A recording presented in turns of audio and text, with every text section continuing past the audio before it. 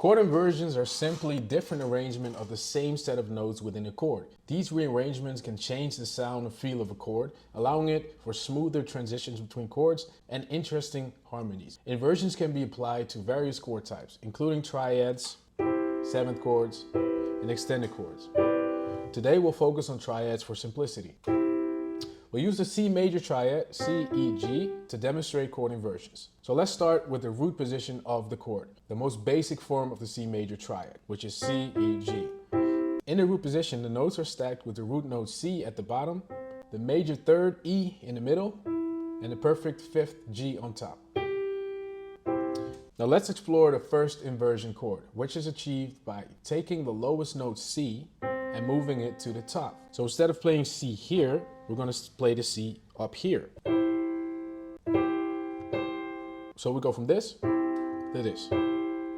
Now we have the second inversion chord, achieved by moving the lowest note, which is now E, to the top. So we move this E up here.